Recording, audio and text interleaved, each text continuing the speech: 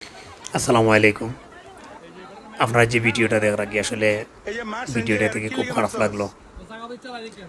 আপন জন্মদাতা পিতার লাগি দুই সন্তান, দুইজন নাই তিনজন ধরা যায়, সাথে একজন মেয়েও আছে জড়িত।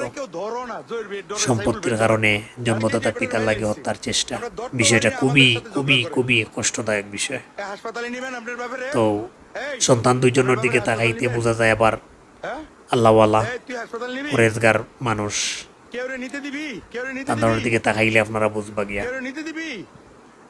তো আসলে একটা বিষয় এই কয়েকদিনে আমি নিজে বুঝতে পারলাম গিয়া যে আমরা সমাজও কিছু সংখ্যক, সবাই নাই, কিছু সংখ্যক আছে গিয়া লেবাসদারি শয়তান হল। তারা মসজিদের প্রথম সারিতে থাকবো, সমাজের বালাখামরও প্রথম সারিতে থাকবো এবং খারাপ কাজেরও প্রথম সারিতে থাকবো গিয়া। একদল লোকের কাজ হইছে গিয়া মানে কিভাবে পাড়া প্রতিবেশী বা গ্রামের মানুষের লাগে হয়রানি করা যায়, নির্যাতন করা যায়, এর আইল টেলাইয়া ওদিকে নেওয়া যায়, হের আইল টেলাইয়া এদিকে নেওয়া যায়, এটা ছাড়া তার আর ঘুমে ধরে না। এটা আমি কয়েকদিনে বুঝতাম পারছি গিয়া, বিশেষ করে কয়েকটা ঘটনার প্রত্যক্ষদর্শী হিসেবে।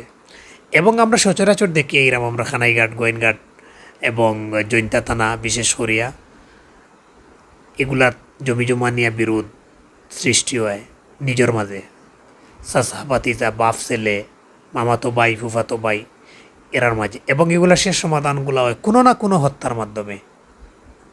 এগুলো আমরা দেখি এইরাম প্রতি বছর কয়েকটা ঘটনাও ঘটে গিয়া। রিসেন্টলি আপনারা গোলাপগঞ্জের একটা বিষয় দেখবা গিয়া, সামান্য জায়গা নিয়ে বিরোধ, তার মাঝে ফুফাতো ভাই এবং মামাতো ভাইয়ের মাঝে একজন আর একজনের লাগে ছুরি দিয়ে স্টেপ করিয়া জায়গাতে একজন মানে মারা গেছে গিয়া।